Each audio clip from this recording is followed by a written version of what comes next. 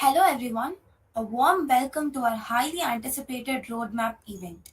Today, we embark on an extraordinary voyage into the world of technology where innovation and imagination converge to shape the future. This event is a celebration of dreams and aspirations of the brilliant minds that dare to envision a world where possibilities are boundless. We have gathered here to explore roadmaps that traverse various tech domains from the cutting edge to the awe inspiring. This event is not solely about the roadmaps themselves, but it is about the journey we embark upon together. As we progress through the roadmap presentations and engaging Q&A sessions, it is a unique opportunity to delve deeper into the ideas presented, seek clarification, and share your thoughts and insights. I extend my heartfelt gratitude to all the presenters who have dedicated their time and expertise to share their visions with us. Your commitment to advancing technology is truly commendable, and we eagerly await the insights you will unveil. Thank you all for being a part of this extraordinary roadmap event. Let us seize this opportunity to learn, collaborate, and be inspired. Together, let's venture into the realm of possibilities and unlock a future that is as limitless as our collective imagination. Once again, welcome to this momentous event. Let the roadmap journey begin with the ML cluster. Thank you.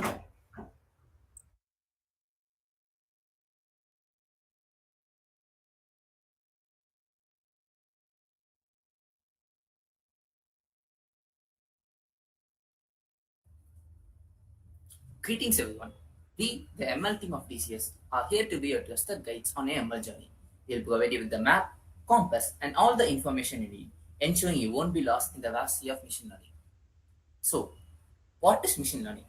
Machine learning is a subset of artificial intelligence that enables computers to learn from experience, allowing them to perform complex algorithmic tasks, so that us humans can use our time and energy in better things like watching Netflix and movies. My teammate Lakshita will now explain the learning path that you can take to make the most out of your precious time. Thank you. Thank you, Jeffrey. What do you need to have it start? Nothing. Just the interest to learn is more than enough. A good background in math and programming might give you an edge, but you can do just fine without. First, the obvious step is to learn a programming language. The next is to learn the basics of machine learning. This is where you will familiarize yourself with the world of machine learning through concepts and some very basic but necessary algorithms. Step 3 is to learn data analysis. This is optional, but out of personal experience, this step helps you solve the real life problems a lot easier than we think. The next step is to learn the deep learning basics. It introduces you to a new and improvised way of building machine learning models, which you have learned so far through the neural networks. And the next step is to delve deeper. So far, you would have got a basic idea of almost all kinds of applications of deep learning and machine learning. The three most common groupings are computer vision, natural language processing, and time series. Pick ones that interest you and start learning or building. So, okay, now you know what to do. Now we're gonna look at how, where, and when to do. The most popular programming languages for machine learning are Python and R, but you can build using other languages as well. But we recommend Python because of its simplicity, versatility, and strong community support. And learning Python might help you with other domains as well. The duration given here are tentative. You may finish earlier or later, but the important thing is that you are progressing in your own journey.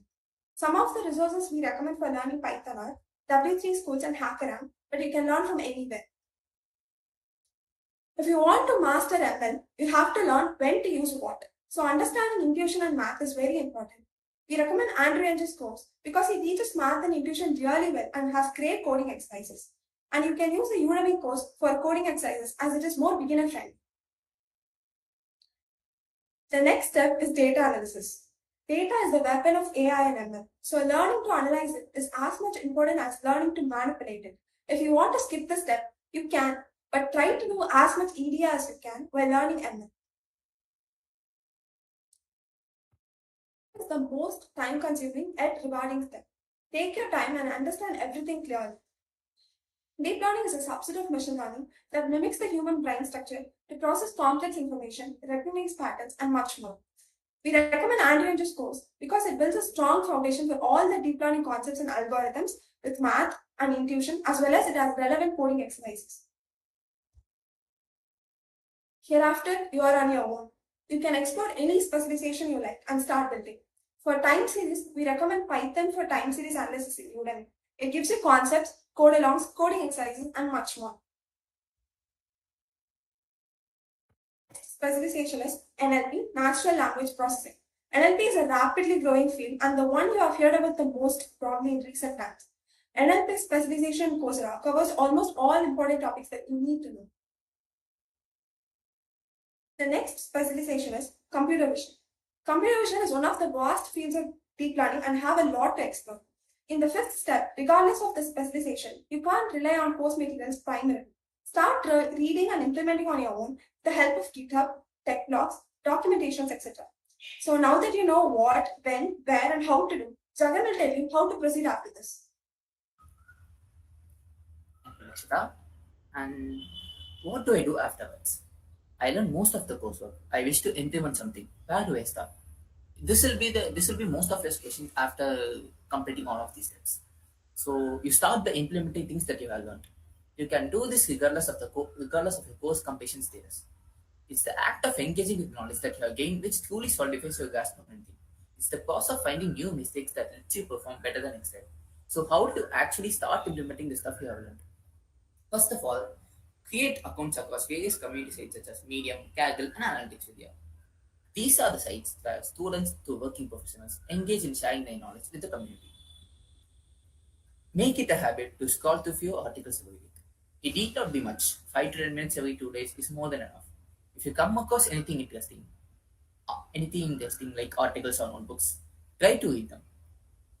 If you feel like it's implementable, then go ahead and do it. So, what if I get stuck? Well, there's ChatGPT to help you with coding exercises, and many other community sites like Stack Overflows, Cross-Validated, and Discuss.tensor, for which connects you with experienced professional who can help you with most errors.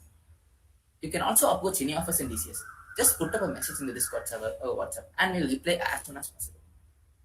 You need not always be on the reader's end. You can also be a content creator and share your knowledge. If you feel like something you did is interesting, and you can write a blog about it. Another way in which you can learn new things is via attending competitions and hackathons across sites like Kaggle and Handstop. So, last of all, the most important thing is maintain versions of whatever you do in GitHub. You might only focus on your models for now, but later, when you learn other tech stack like Angular or web development, you can create interactive UA for your models and create complete projects, which will impress a lot of people. Additional resources. So, I just want to take a few moments to talk about one site, which is one of the best things to happen to any student trying to learn ML, Kaggle. It is a centralized hub for anyone from ML enthusiasts to data scientists working at Google. The existence of Kaggle and Google Colab are the reason why you don't have a high-end computer to start doing ML. So why Kaggle? They basically provide you with 13 GB of RAM and 32 GB of GPU accelerator for a total of 30 hours a week. So you can run almost any personal project that you have without any worries at all. They allow you to serve versions of your program called notebooks in the cloud for future use. Major hurdle in machine learning is getting the right data to train your model. Most of the data might be trash or non-usable at all, but the, the getting the data itself is a trouble. Worry not, as the main use of Kaggle is as a data sharing platform rather than a cloud platform. Medium. It is a site for blogs and articles. Analytics Vidya, as we talked earlier, is also a site for blogs and articles. Machine Learning Mastery is a site dedicated only to machine learning. And Unstop is a site where you can attend competition regardless of your domain. It's a good site where there are many hackathons conducted and non-cultural events are also conducted. Stack Overflow and Discuss.tensor for communities where you can get help. And GitHub is an open source community and version control tool for developers. You can also look at others' projects at GitHub. So these are the summaries so far. Take a minute or two to recap everything you have talked so far. Ask doubts if any in the comments. Thank you and have a wonderful evening. Also, we'll be sharing the PPTs in our handles. So don't worry if you haven't noted down something. Thank you.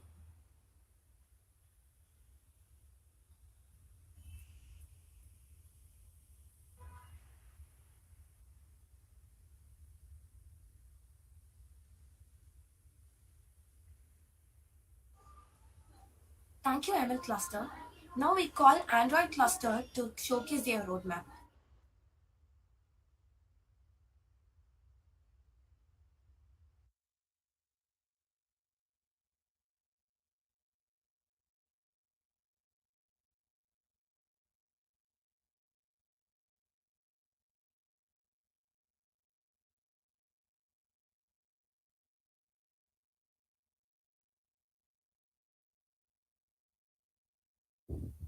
Good evening and welcome. I'm Shweta from the Android cluster, and we're here to tell you about what Android is and how to get started in Android development.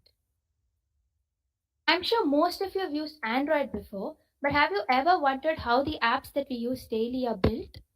Building these apps are actually interesting, and that's what we're here to talk to you about today.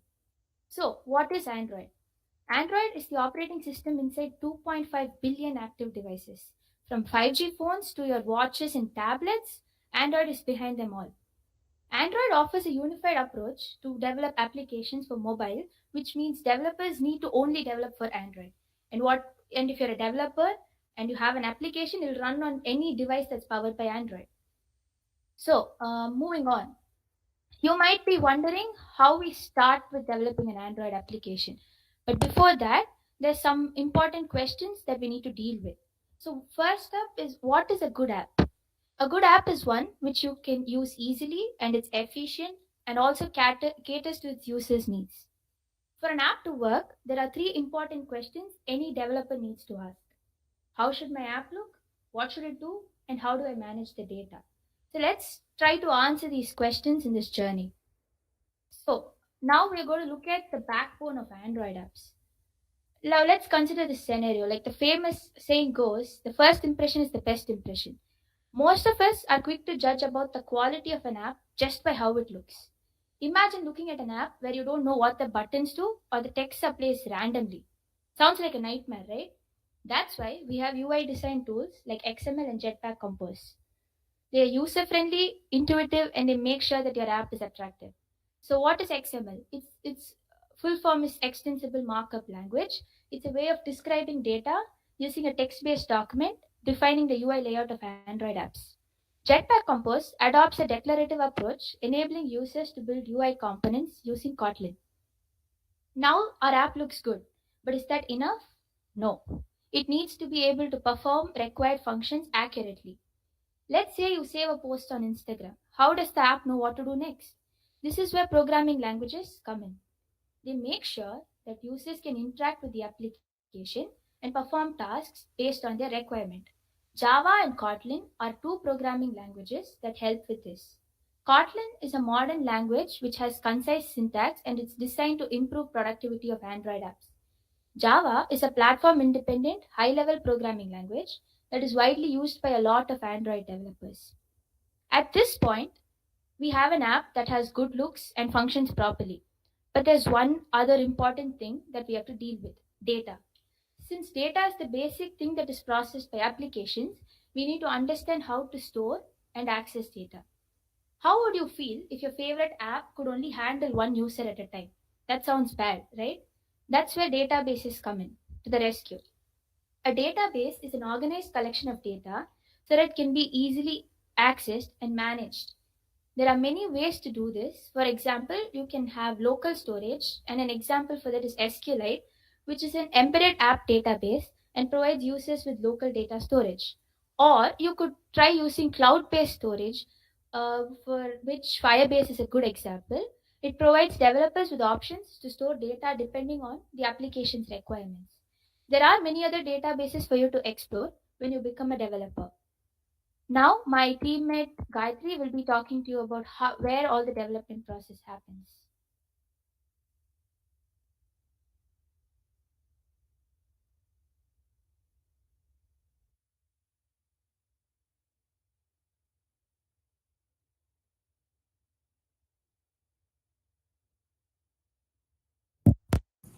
Okay, now after we are done addressing the three most important questions, now we move on to where do we develop these apps.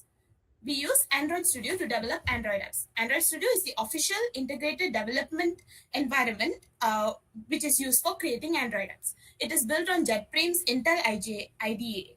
This helps productivity by using many efficiency enhancing features such as intelligent coding assistance, built-in developer tools, and much more. This is also very beginner friendly. As Android Studio is also widely used and well documented, anytime you run into a problem while developing these apps, fixes and solutions are readily available on many common platforms like Stack Overflow, YouTube, and many more. Android Studio is also regularly updated with the latest features and bug fixes. Now, let's go on to the benefits of developing an Android. Android Studio is an open source. It has easy adaptation for developers. It is easy to integrate, and it also has high return on low investment. Now, let's move on to the actual roadmap on how we can go about developing an Android app. The first step is to start from the basics. There are two different languages we can code an Android app on. It's either Java or Kotlin. You have to decide on which language you want to use. Once you have decided on the language that you're going to code in, if you have decided with Kotlin, you can go on to learn Jetpack Compose, which is used for building the UI. After that, we move on to the step two. We have to learn the basics of how Android Studio works and Git. Android, you have to be familiar with all the features that are available in Android Studio. And Git is a version control system which helps you keep track of all the changes which are made over time. What Git does is, imagine if you're building an app and you are making some changes and it malfunctions. So you want to get back the last working version of it. Git helps with that. There is also a cloud version of Git which is called GitHub, which allows many people to collaborate and work together. Now, after you have gained all the knowledge, you move on to step 3. This is, we are going to implement all the knowledge into creating an app. Our advice will be starting with basic apps such as calculators or BMI calculators. And once you're familiar with the process of creating a basic app, you can move on to more complex applications which involve the integrations of databases. And after all this, you can make your dream into a reality by publishing your app on the Google Play Store. Next, we would like to share some useful links and resources that every Android developer needs while starting out. The first is an Android Developer Fundamentals playlist, which is on YouTube, which is created by the Google Developers India. Next, we have an Android Basics Kotlin course, which is also created by the official Android developers. Now, we would like to share this QR code of the official GDSE Sastra community Discord. Do join, and all of us will be available there. And do ping us if you guys have any questions or doubts while developing. Do not worry, all these resources will be shared to you at the end of the event. Thank you.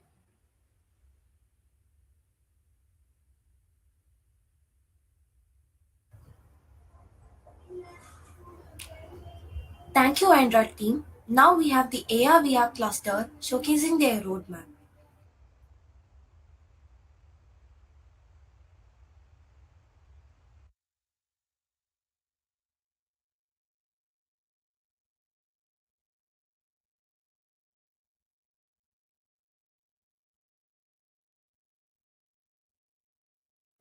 Hello everyone, this is Arka from AR, VR and 3D modeling cluster of GDSC and DCS. Now, we have been using AR, VR for a long time. Almost all of us have Snapchat and Insta and we have used the filters in there. They have been around for a long time. As the years have passed by, the scope and applications of AR, VR have only increased. To achieve that, we have different kind of headsets from Oculus to Meta and whatnot. They have been using AR and VR bridge to bridge the digital and the physical worlds. Now, there are mainly three subdivisions: augmented reality, virtual reality, and 3D modeling. Now, augmented reality or AR overlays virtual objects onto the real world environment, enhancing it with additional digital elements. While virtual reality immerses users in completely computer generated simulated environment, isolating them from the real world. What is 3D modeling? 3D modeling provides a level of design depth that rough sketches or 2D designs cannot, such as improved control over the details. Now, all three of these work together to give us what are the experience we are having. Now, these are the softwares or the development engines or the software development kits that we use to build these experiences. We have development engines that are quite popular like Unity and Unreal Engine, and software development kits like AR Core, which is for Android, and AR Kit, which is for iOS. Now, Unity has more native support for AR VR development. Except for Unity, we have other development engines like the Microsoft Mixed Reality Toolkit. We have Sony's official SDK for PlayStation, which is called the PlayStation VR SDK. We have Snapchat's platform for creating AR lenses and experiences called Lens Studio. All of this and different kind of softwares are available out there to develop the experiences we have. Let's familiarize with the platform. How does the platform look like? How do you work on it? Now, whatever platform you choose, some things are always common. Things like scripting, things like asset store, and things like editors. What is scripting exactly? Scripting is the way you are changing an environment. It's a process of creating our own interactions with the environment. The game physics, and the way it moves, the way characters move, the way cameras are moving. You do it in the scripting part. Asset store, it is used to get the elements from already existing resources like 3D objects and textures. Next, what come is the patch editor. Although the name changes from software to software, you have examples of node editor in Blender to change the texture, to change the position, to change the cameras. You have patch editor in SparkAir, which is made as official software to change the properties of the project elements, scripting and assets are stored in all the softwares. Let's see how scripting is done with C hash in Unity. Although C hash is the default language, you can always use native plugins to do projects in Unity with C or C++. Now in Unity, scripting refers to the process of writing code to control the behavior and functionality of your game objects and systems. Game objects are the building blocks of your scenes. They represent characters, props, lights, cameras, and more. Each game object can have attached components, and scripts can be one of those components. Now, inside the script, you define classes, methods that handle behavior of your experience of the game that you're building. You write code to move a character, camera movement, game states, and handle user input. You also interact with different APIs that we have, or application programming interface that allow you to interact with various aspects of the game engine. Let's move on to something that's very basics, and that is 3D modeling. 3D modeling is the process of creating three-dimensional digital representations of objects, characters, environments, or any other visual elements using specialized software. It is a fundamental technique used in various industries such as video game development, animation, architectural visualization, and etc. So, what are the kind of software that we use here? A very important and a quite popular software is Blender. It is a powerful open source 3D modeling animation software, and it's free to use and has an active community of developers and users. Maya and Autodesk, these are the examples of the softwares that are used in professional film and animation industries. ZBrush is primarily focused on digital sculpting and is widely used for creating high resolution models. You have also newer softwares like Cinema 4D and Houdini. Let's move on to how do you exactly do the 3D modeling. There are certain techniques that are attached with that, and those are called modeling techniques. Now, the most basic and the most popular one is the polygonal modeling technique. It involves creating 3D models using interconnected polygons, which are usually triangles or quads. Another thing that's quite popular is UV mapping. UV mapping is a process of projecting a 2D texture onto a 3D model surface. It involves creating a 2D representation or a UV map of the model surface, where each point on the UV map corresponds to a specific point on the 3D model. Texturing is the application of 2D images onto the UV map 3D model. Textures add visual details and realism to the model by providing color and surface patterns. Now, apart from that, there are hundreds of modeling techniques that you can do based on the software. There's some others called procedural modeling that uses algorithms and rules to generate complex 3D models automatically. Artists define the parameters and rules that dictate how the model should be constructed. Another thing is called a sculpting. Digital sculpting tools like ZBrush and Mudbox enable artists to sculpt 3D models as if they were working with virtual clay. Let's move on to the next important topic, and that is augmented reality or AR. Now, there are broadly two types of AR: marker-based augmented reality and marker-less augmented reality. Let's start with marker-less augmented reality. Superposition AR or superimposition AR replaces or augments specific parts of the real-world object or scene with the digital content. For example, in medical applications, it can be used to display internal organs or structures of the patient's body during the surgery. You have projection-based ARs, which which uses projectors to overlay digital content directly onto physical objects or surfaces in the real world. An example can be a virtual keyboard. You have location-based ARs or positional AR that does not rely on predefined markers but instead uses devices GPS, accelerometer, and others. A good example of that could be a Pokemon Go. Uh, and you have recognition-based ARs also that involves recognizing and identifying real-world objects or patterns and then providing relevant digital information or augmentations based on that recognition, like face recognition in filters. An important part is a marker-based AR. What is a marker-based AR? It is also known as image recognition AR. Involves the use of predefined markers or points in space to trigger augmented content. When the AR application recognizes a specific marker through the device's camera, it overlays the digital content such as 3D model, animation, information on top of the marker in real time. It is used for creating simple interactive experiences in print media, advertising, and simple AR experiences. Now, what are AR filters exactly? AR filters have become immensely popular on various social media platforms. In case almost all of us have used it in Snapchat and in Instagram. Now, AR filters or augmented reality filters are interactive digital overlays that augment the user's real-world environment when using a camera-enabled device, such as a smartphone or a webcam. These filters apply various visual effects, animations, or modifications to the user's face, surroundings, or objects in real time. You have things like face or object tracking, where the AR filters often use computer vision algorithms to detect and track specific features on the user's face or objects in the environment. The digital marks that aligns with the user face or the detected objects. You have 3D model and assets. AR filters include 3D models, animations, and visual designs interact with the tracked face or objects. These assets are created by 3D artists and animators. An important part is the real-time rendering. The AR filter software uses the device's processing power to render the 3D models and the visual effects in real time. Face filters are AR filters that apply various visual effects, marks, and modification to the user's face. You have other called background filters. Background filters modify the environment of the background behind the user in the camera feed. They can change the scenery, add virtual landscapes, place the user in different locations or scenarios, or create immersive visual effects. So these are some AR filter projects that have been done by the community. You can see here in project 4 that the short designs has been tracked and the AR filter comes out from there. You have another interactive filter in project 5 which is based on how you click it or when you tap it, the box opens, and that's the way you're interacting with the filter.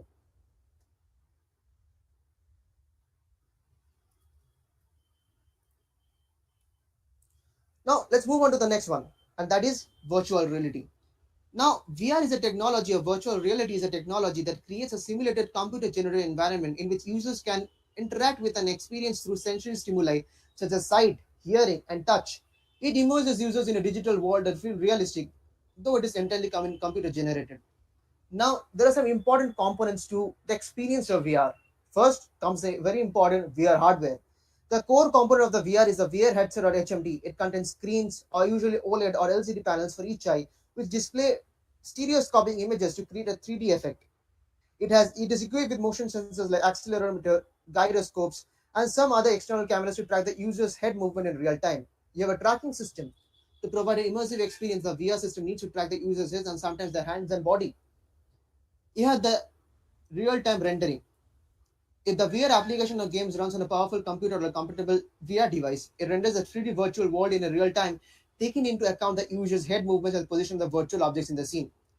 Users can interact with the virtual environment such as VR controllers, motion controls, or hand tracking technology.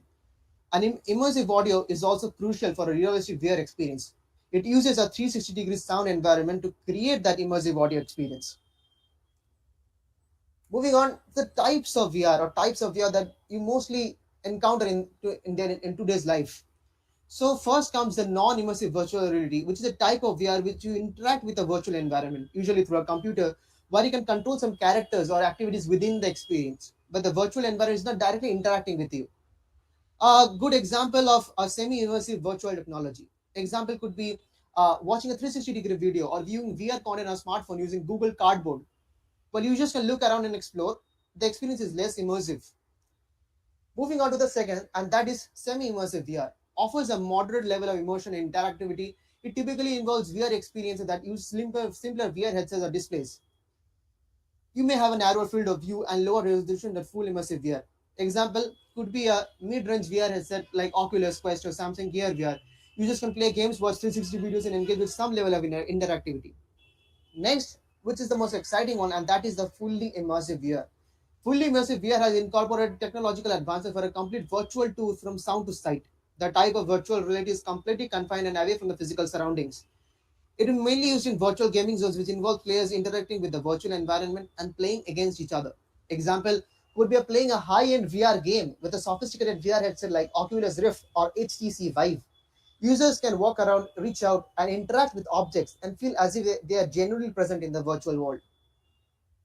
Now that you have made some AR filters, made some VR filters, where do you showcase it? You have a solution, and that is spatial.io. What exactly it is? It is a collaborative augmented reality AR and virtual reality platform that allows users to work together in a shared virtual space from remote locations. It focuses on enhancing collaboration and communication in a virtual environment, making it an attractive tool from teams and businesses. You have a shared virtual space. Users can join in real time and collaborate simultaneously, regardless of their physical location. Users can see and interact with each other's avatars, 3D models, presentations, and other digital content. You have real-time interaction. You have 3D model and content sharing.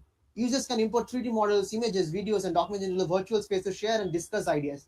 The platform supports various file formats, enabling seamless content sharing and visualization. Now, although spatial is quite popular, there are other alternatives too. You have softwares called Meeting VR, which is another collaborative VR platform that focuses on virtual meetings. You have Glue, that is a virtual collaboration platform that emphasizes teamwork and creativity. You have VR Chat, which is a popular social VR platform that lets users create avatars, interact with others, and join user-generated worlds. Now, these are the main resources that we have. So there are quite hundreds and hundreds of videos and tutorials online. You can go to YouTube and just learn learning by yourself. It's literally easy. Now, there is still some special resources over the internet. You have Unity Learns, Unity's official learning platform. You have the documentation of Unity itself, where you can learn from and apply the small concepts here and there to make your own experiences. You have Coursera's introduction to virtual reality, which is quite popular. You have Udacity's VR Developer Nano degree, which is quite popular, and if you start through it, you can learn and apply your concepts in Unity or whatever engine you choose. You have YouTube channels like Blender Guru to learn 3D modeling. If you have any more questions, just put it in the chat or shoot us in our Instagram ID at GDSC or DCS. Thank you.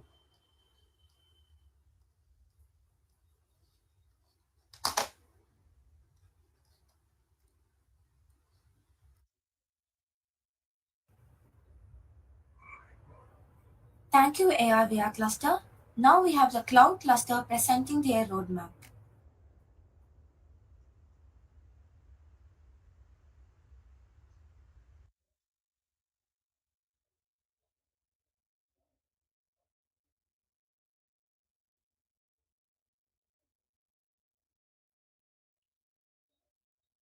Hello guys, I'm Faris. Now we're going to see about cloud cluster. I'm from cloud cluster. Now we're going to see about cloud computing, and let's get started. First of all, what is cloud computing? As you can see the image, it's not about that. Cloud computing is a technology that let us use powerful computer stuff over the internet without actually having them. What does that mean?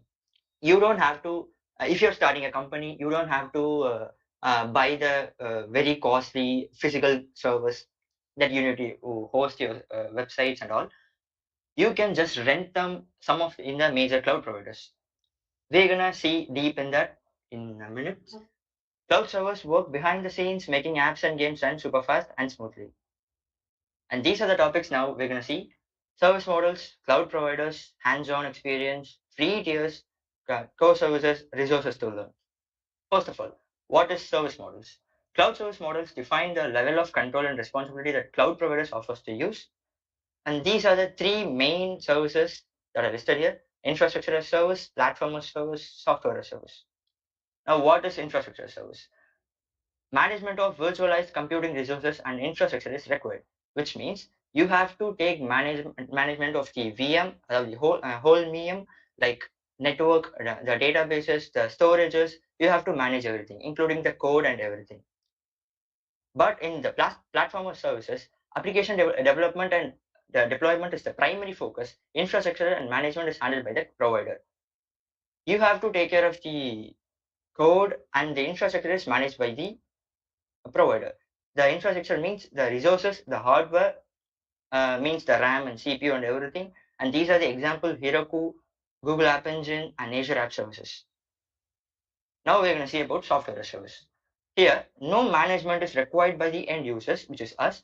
The provider handles all aspects of the software, which means, for the example, Netflix. Netflix is hosted on AWS. The Netflix hosted every part of the content is on the AWS service. AWS manages everything here.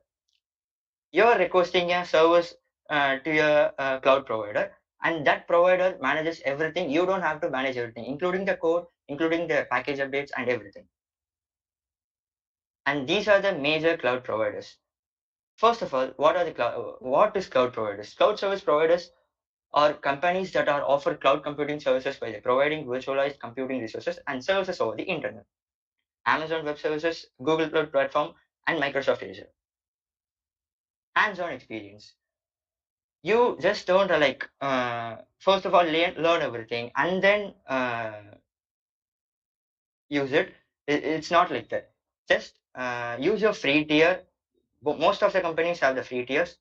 Just log in and then try everything and get your hands dirty. So that's where you will get the best experience. Core services. What are the core services? The virtual machine, storage, networking, database. Core services in cloud computing are fundamental building blocks, which are the virtual machine, storage, and networking database. And then Linux. If you're creating a VM, that will based on the OS is based on Linux. So you need to get a basics of the Linux, the commands, the history, and the features and different distributions. There are multiple distributions in the Linux. And these are the resources you can go into and get learned. YouTube, the network check, simply learn, and awesome open source. Community forums are Reddit and GitHub. Just go to Reddit and interact with communities. You can get a best experience in the Reddit, and go to GitHub and explore your favorite open source projects. Just try to deploy them. You will get the experience here. The Android blog, these are the most favorite and online blogs here, and you can get the cloud service providers documents also. And these are the things now we are seeing here. If you have any comments, just comment it out. Thank you.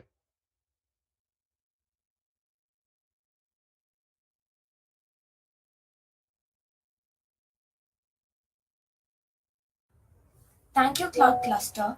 Now we are the Flutter cluster showcasing their roadmap.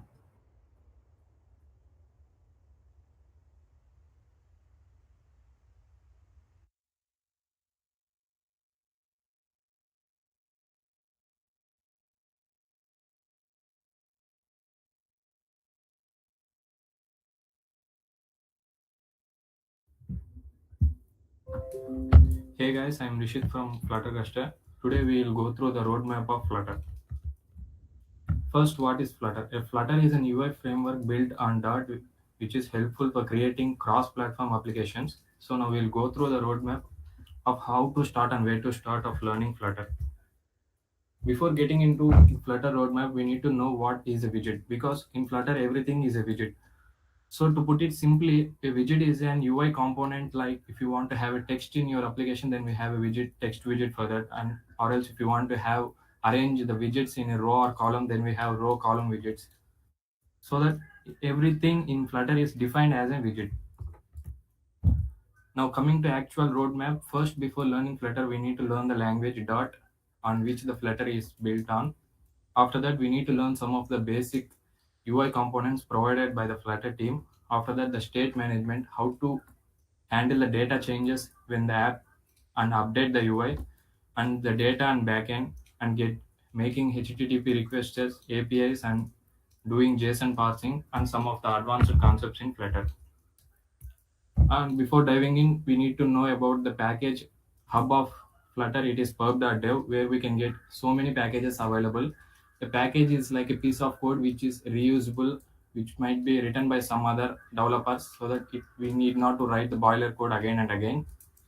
Flutter, in fact, to say Flutter has a package for everything, so that pub.dev comes in handy.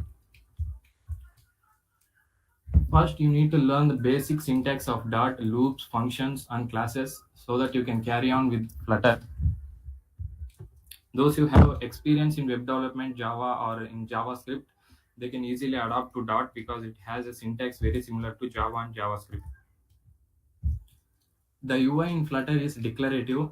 Those who are coming from an imperative UI, they may find it a bit different, like it is not similar to Android XML or the HTML. Here we define how we want the UI should look like, and Flutter framework will carry on the magic and make the UI for you. Basic UI components. There are some basic UI components developed by the Flutter team.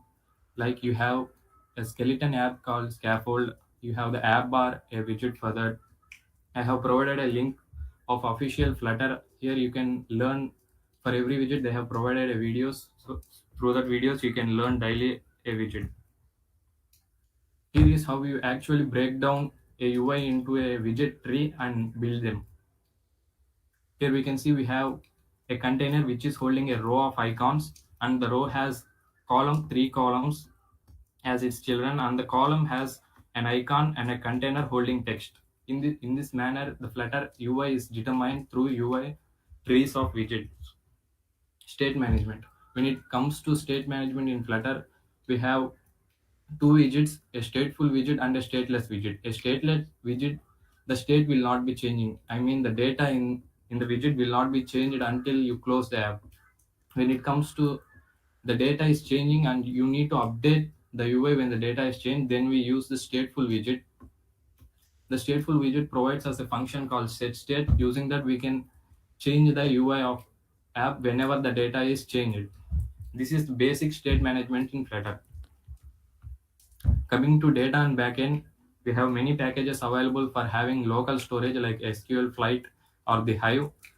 And learning Firebase is kind of mandatory while you are learning Flutter because it goes like a butter with Flutter. APIs and JSON management. For handling APIs, we have a very good package HTTP provided by the Flutter team. It will be very easy using the package. You can handle all API requests by just HTTP get request. It will be very easy, and we have DO package to handle advanced API management, so that you need to learn those two. And JSON, how to handle JSONs in our Flutter application. Before using the JSON data, first we need to convert the JSON into dot models. Here I have provided an example. On the left hand side, you can see a JSON, and the right hand side, its corresponding dot model. And at this point, you will be able to build some of the projects on your own. And the best way to learn is by building. You can start building a very simple applications like a calculator and a mandatory to-do app and world clock, using the world clock API, so that you can get familiarized to the topics until now what we have done. And after completing the roadmap, here are some of the advanced concepts which makes you a beginner to intermediate level. Before, we have discussed for state management using set state function, but if the app grows more, then you need to have more complex state management. For that, we can use the provider package, and you can learn building 3D UIs and try to have a clean architecture and get deep in with Dart and make your own packages and animation shaders. Those are all some of the advanced concepts in Flutter. And here I have provided some of the YouTube channels which have very good content with them, with the links included. Thank you.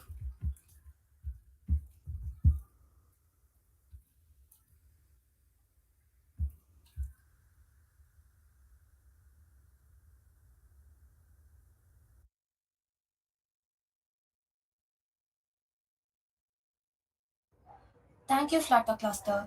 Now we have the content team showcasing their roadmap.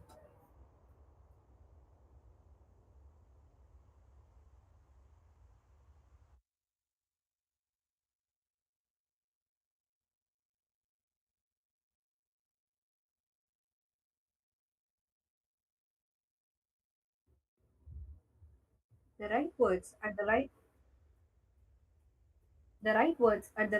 time for the right place put into the right minds can change the world. Hi to all those who have grabbed this opportunity and who have turned up here. This is Madhumita from the content cluster. Today, through throwing you a roadmap about what content writing is. Content writing is merely giving the power to your thoughts through your words. Be it a code or your graph, a blog, an article, whatever you do, if you want to show to the world and showcase what you have discovered, here you go. All you need is content writing. Content writing is barely the practice of writing a written content for numerous platforms like websites, blogs, articles, social media, is what we actually call content writing is. And content writing's primary purpose is to actually communicate and get through and pass on the information to barely promote or pass on a service. Content writing, content writer's main motto is just to reach and take on the ideas and the information to the target audience through having a proper research thoroughly. And in most of these cases, we end up engaging, informing, and persuading the target audience. And content writing is not basically just putting up your words, framing up passages and sentences just to explain what you have done. Also has some basic subdivisions like blog, SEO writing, copywriting, white paper reports, ghostwriting, product descriptions. So, what is actually a blog? A blog is typically informal, conversational in tone, covering a wide range of topics and niches. SEO, which is nothing but search engine optimization writing, actually incorporates specific keywords and phrases in order to enhance your search engine experience. Copywriting is actually aimed at promoting your products, services, or brand messaging, simply said. White papers and reports is nothing but taking any proper topic and going in deep, in depth, and taking every specific content and subtopics to be explained is what we call white paper reports. Ghostwriting is writing on behalf of someone else, taking the space or the place of someone else and presenting their content into your words. Product description is actually handled by most of the social media platforms where they actually promote their products and actually they sell and buy. It's where they use business into content writing. So, are these the only types of content writing? No, not at all. We have journalism, travel writing, video scripts, vlogs, blogs, which even most of us today sitting here have one. Effective content writing just needs a clear audience to understand and a clear understanding of yourself, of the content with you to present it properly. So, how do you find that like you have the potential of a content writer within you? Creativity. Anytime or so in your entire version, have you ever made up your answer, cooked up answers on the spot for your exams, just to fill the paper or not having the mind to just leave it blank? That is where we bring in creativity. Exceptional writing and research skills. Have you never skipped your English assignments from your school day to today? Then I give you a word that you really are exceptional in writing skills. Adaptability, being able to change to the target audience and getting marketing skills. Simple. If you want to get a permission to go somewhere or something or to get something, we use a different strategy with our mother and a complete different strategy with your father. So that is persuading skills and give me and I say you that you're really very adaptive. So if you find in any of these examples, then why are you waiting? You have the potential of a content writer within you, but actually there are some basic points that you need to follow to present the content properly. Here comes my teammate, Punita, here to walk you through how to create a proper content. Thank you, Madhu. I'm here to give you a short sneak peek into the roadmap of content writing. How to write an encompassing content. Content creation is a vast and huge domain, but to start it in any form of content writing, we employ simpler ways to produce it from the scratch. It can be anything like articles or blogs. So, going into the first step, defining your goals and target audience. Understand the sole purpose of your content, the message you want to convey, and desired outcomes. Basically, is the goals that you want to achieve. Regarding the target audience, get to know their particular interest, their needs, and demographics. You have to understand them and tailor your content in such a way that it is useful to them. Diving into the second step, it is research and gathering information. Conduct a research and read books and articles related to your topic, and make a note and references so that you get a better understanding of the subject that you're going to write. The third step will be planning the content. First thing is that you should write a compelling intro. So, an engaging intro will grab the reader's attention. A strong intro will encourage readers to continue reading and set the tone for the rest of your article. Develop the main body. So, begin with based on the outline and research that you have made. Focus on delivering the valuable information. Use subheadings, bulleted points, and paragraphs to enhance readability. Next, we'll go about proofreading and editing it for accuracy. Once the draft is ready, edit and review your content for grammar, spelling, and punctuations. Eliminate unnecessary words and improve your sentence structure and ensure your idea flows and logic. Last would be formatting your content and optimizing it for SEO. So, check for any remaining errors and ensure that your content is well optimized for search engines. Add relevant keywords. Pay attention to meta title, description, and URL of your content to make it search engine friendly. Now, I'll show you a small sample.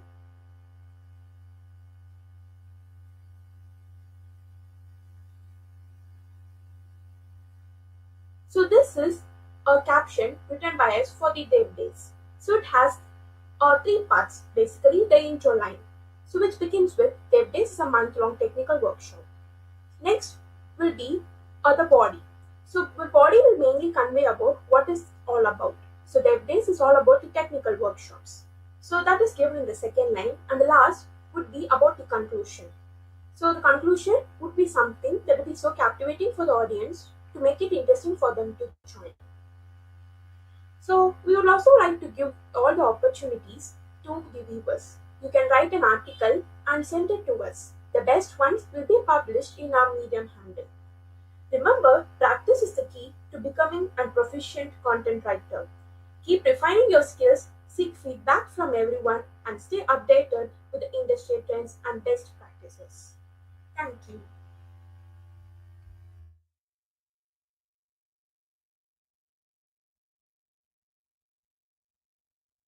Thank you, content team. Now we have the design team ready to show their roadmap.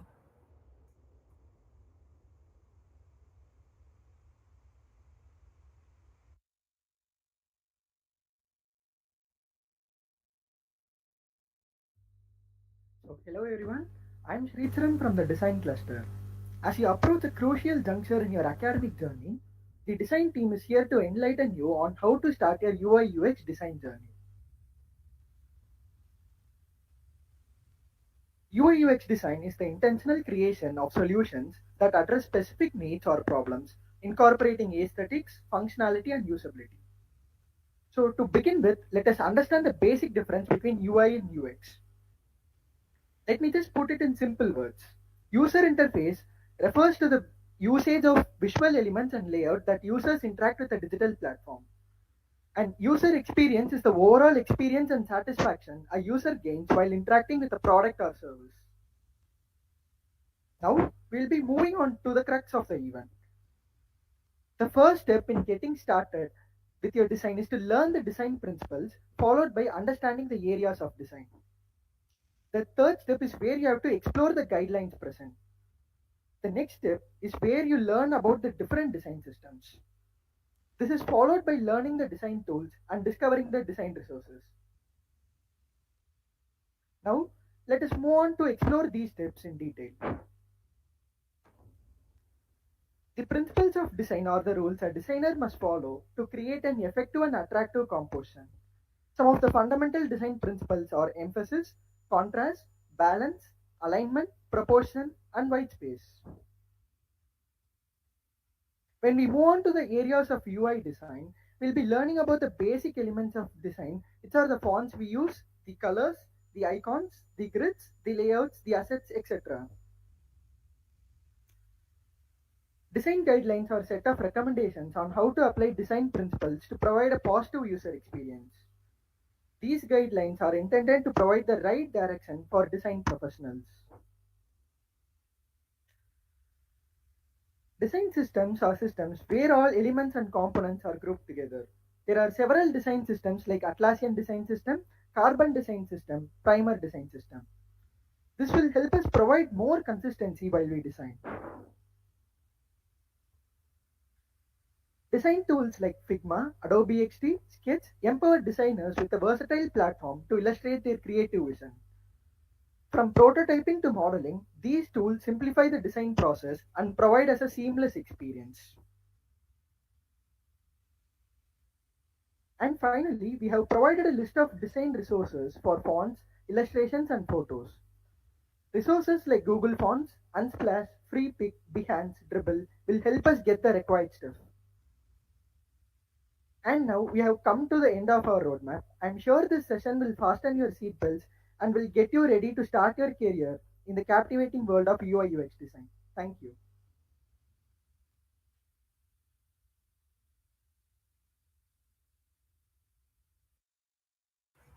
Thank you, design team. Now we have our promotions team to show their roadmap on how you can promote your own works.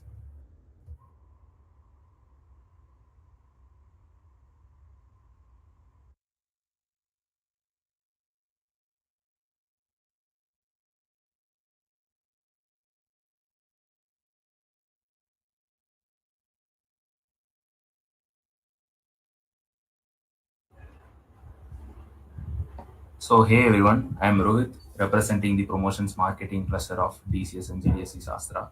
So, today we will see what is digital marketing and the roadmap to dive into the field of digital marketing. So, what is digital marketing? The practice of reaching consumers online through digital channels with the aim of turning them into customers, in which the digital channels are the mode via which the target audience of the business can be reached online. So, the basic difference between marketing and digital marketing is that this digital marketing is primarily done via internet as such. So, today's consumer is more cognizant of the marketing messages all around them, leaving them more likely to tune out advertisements or other forms of marketing communication. So, in nowadays, we have been amidst the digital marketing ads everywhere, right? From when we use Instagram or even in YouTube, we have been surrounded by digital marketing ads. So, what are the advantages of digital marketing? One is the faster results, and the second one is reach more people, and third is cost effective, and fourth one is build empathy with the consumers. So when you have the data about your consumers or the customers, you basically know what they want or what they wish to buy. So by that way, you can target the audience as such and try to give specific marketing advertisements to them. So here's the roadmap to kickstart your journey in digital marketing. The first step is try to learn marketing objectives, and the second step is learn content strategy. Here content refers to the ordinary content which like the everyone, right from PPDs to influencers, posts or reels, everything is a content out there. And third step is learn social media marketing, and fourth is social media advertising. So the primary difference between social media marketing and social media advertising is that social media marketing is done by you and for you. For example, the influencers for Instagram posts, which is done by them and for them. Whereas in social media advertising is where kind of certain digital marketing analyst does, who does digital marketing, but not for him, but for the other companies he's working, but it is done by him. So that's the primary difference. And the step five is learn search engine optimization, which is quite the buzzword in digital marketing nowadays. I mean, everybody is aware of search engine optimization nowadays. And the step six is learn email marketing, and step seven is learn marketing analytics, which is basically the data which you get from the customers. And yeah, then you can become a digital marketing analyst, and you can also work as a freelancer, I guess. And now I have mentioned some certain very important digital marketing techniques. The one is email marketing, and the second one is search engine optimization, and third one is social media marketing, and the fourth one is content marketing. So, what is email marketing? So, we more than 4 billion people use email, which explains email marketing is very effective. So email marketing is when a company sends a branded email message out to a list of their email subscribers in order to inform, drive sales, and create a community for their brand. It's a very effective tool for promoting services, products, and goods for the new and existing customers. So I have mentioned some strategies for email marketing. One is the keep the subject line short and pick the right time for sending emails, which indeed means that you get the data from the customers when they are active in quiet sites. For example, primarily everybody would be active in their Gmail only in the morning time. So that would be the right time for sending the emails. And third is re-engage with inactive customers. But the inactive customer states is they are the customers which were interested to buy your products before time, but they couldn't afford or due to certain conditions they couldn't buy the product, and they are the inactive customers. Try to engage with them and try to make them into potential customers, active customers. And the fourth one is send mobile friendly emails. And yeah, the next email digital marketing technique is search engine optimization, which is the process of increasing the visibility of website pages on search engines in order to attract more relevant customer traffic. The task in SEO include technical website development, review website content structure, and the content development. And yeah, these are the certain SEO techniques which I have mentioned here. One is keyword research and content marketing. The third one is link building, and fourth is on-page optimization, and the fifth is site architecture optimization.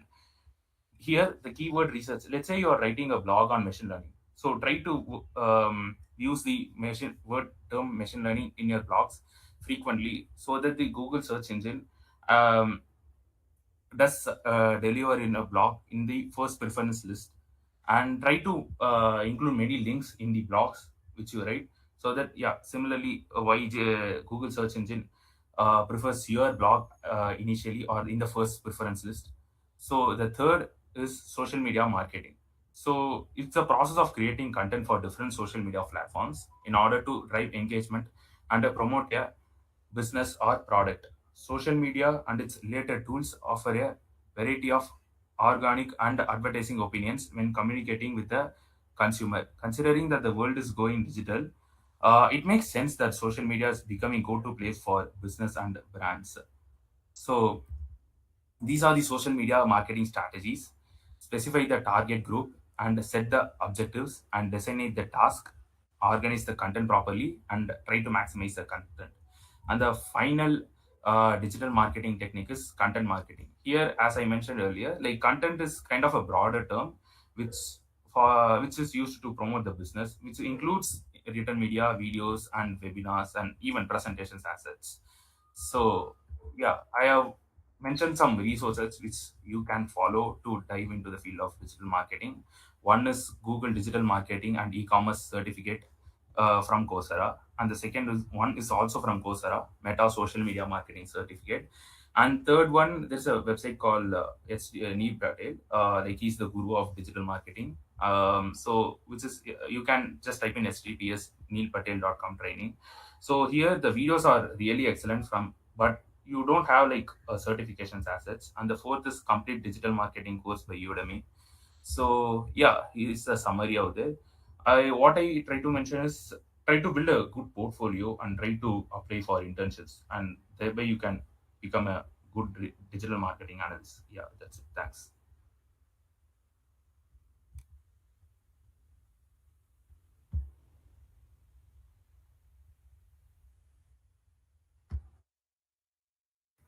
Thank you, promotions team. Now we have the web team ready to show their roadmap to tell you how to start your career in web dev.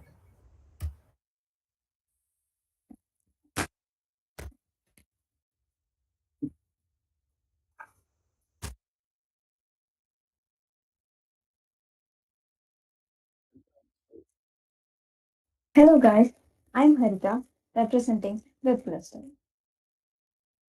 In this presentation, we will explore the essential steps to become a successful web developer.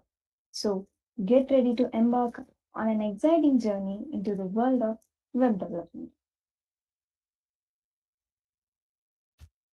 How web development has evolved over the past 20 or so years. We started with Web 1.0, the era of static web pages, with just displayed information. Then, Web 2.0, the era of dynamic web apps with interaction. The new third era gives customized data and AI driven experience. Beginners may feel a sense of overwhelming and uncertainty about where to start and what to focus on.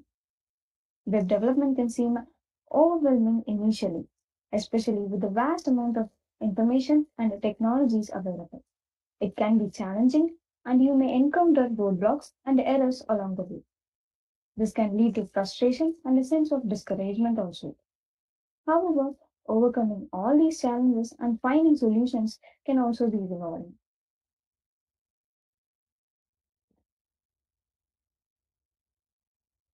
There are plenty of online courses available to learn web development. Some websites like Codecademy, Codecamp, and MDN Web Docs offer free tutorials and courses for beginners.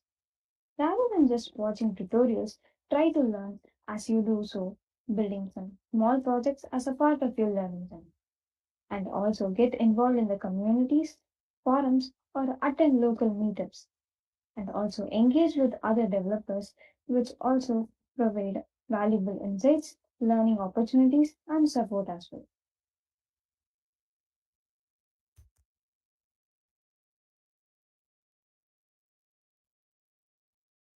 Website has two major phases of development, the front end and back end. Once you master developing and maintaining front end and back end applications, you are a full stack developer. While it sounds very easy, but in reality, it takes a lot of time and efforts to be successful. Okay. Now in front end development, all the fascinating UI and stunning animations that you see in the website are achieved in this phase. We mainly use HTML, CSS, and JavaScript for the front end development.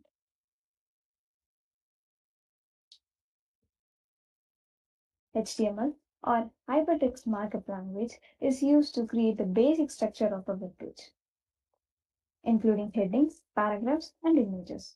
Then CSS. CSS or cascading style sheets is used to control the layout and appearance of the content, such as font size, color, and spacing.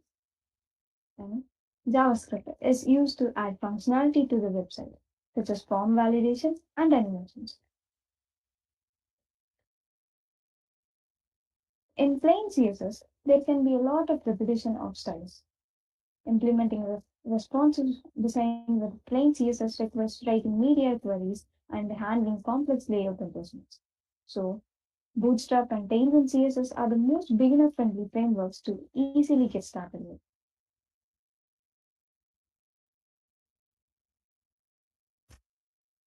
Then JavaScript. JavaScript frameworks introduce beginners to organized coding practices and design patterns. Some frameworks provide pre-built components and utilities that allow beginners to develop web applications more rapidly. Here comes my colleague Yugandran to share his knowledge on the backend of web development.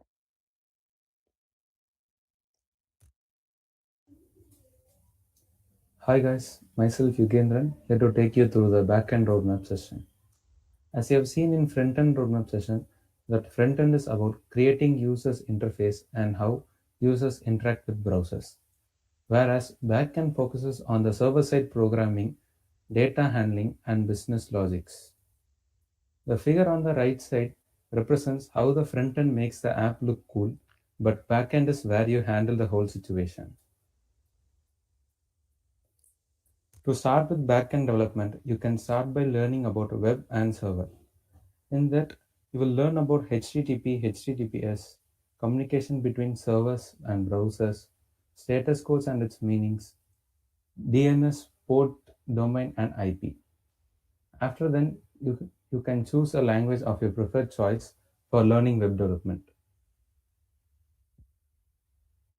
Then you can learn about version control system like Git and GitHub Desktop, which helps you track the code and the changes you have made in the code. Then you can learn about what is a framework and a library. Choose a framework from the language you have chosen for learning, example Flask in Python and Express in Node.js. Learn the basics of HTML, then you can dive into the model view template structure in Flask, which is used for building small apps by rendering templates.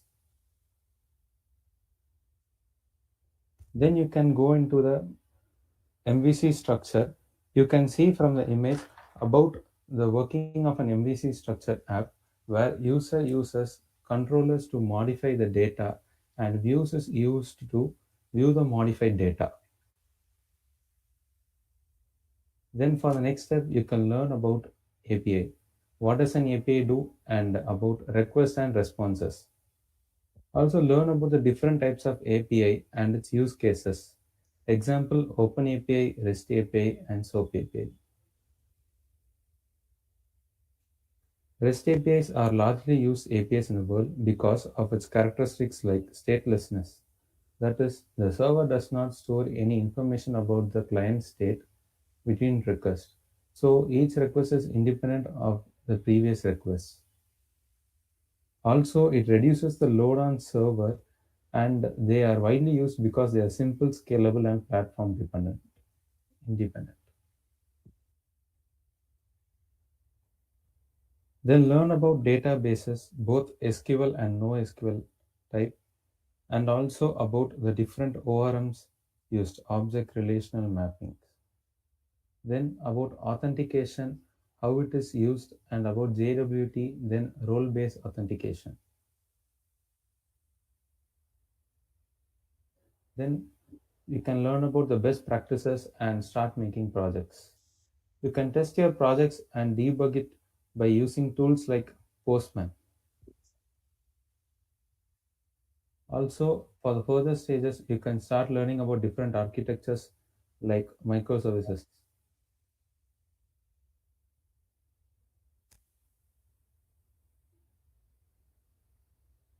And for the last part, take your time to learn and practice. Have patience during testing and debugging your code. Also have a group where you can discuss your doubts and errors.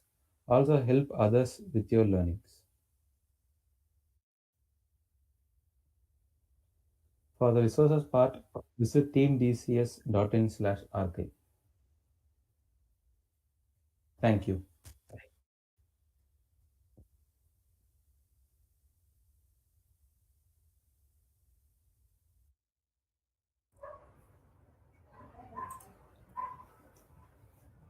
Thank you, Web team. As we move into the question Q and answer session of this roadmap event, it is my pleasure to introduce the esteemed seniors and mentors who will be joining us today. These distinguished individuals are seasoned experts in their respective tech domains, and they bring with them a wealth of knowledge and experience that will undoubtedly enrich our discussions. Firstly, I would like to introduce Mr. Shivaram Pavan, who currently serves as a software development engineer at Amazon. With a passion for technology and talent for innovation, he is making a remarkable impact in the tech industry. Next, we have Mr. Akil, who has just embarked on an exciting professional journey after completing his undergraduate studies. He is now working as a software development engineer at Zoho Corporation, contributing his skills and enthusiasm to the tech industry. Next up is Mr. Madhavan, who has recently begun an exciting professional career following the completion of his bachelor's degree. He is currently a valuable member of the technical staff at Zoho Corporation, where they bring their expertise and passion to the tech industry. We are delighted to have Mr. Kadiravan with us today, currently working as an intern in software development engineering at Zoom RX. His commitment to continuous learning and his drive to make a positive impact in tech industry is truly inspiring. Last but certainly not the least, we have Mr. Haridharan, an experienced AR/VR developer with a passion for innovation. With a desire to further excel in the same field, he aspires to pursue a master's degree. These mentors represent the epitome of ambition and drive, and their fresh perspectives on the tech industries are invaluable. As they stand on the cusp of their careers, they bring a unique blend of knowledge, enthusiasm, and innovative ideas to the table. Throughout this Q&A session, I encourage you all to engage with our recent college graduates. Ask them about their experiences, seek their insights, and learn from the passion they exude as they navigate this exciting phase of their lives. Let's give a warm welcome to Pavan, Akhil, Madhavan, Kadiravan, and Haridharan and extend a heartfelt appreciation for their invaluable contributions and time to this event.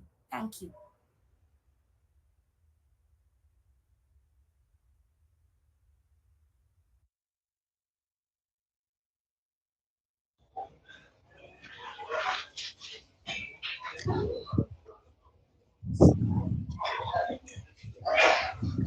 Hello, am I audible? Yeah, now you're on. Yes, yes. Am I Okay, audible? great. Hello all. Let me start with a very basic greeting question.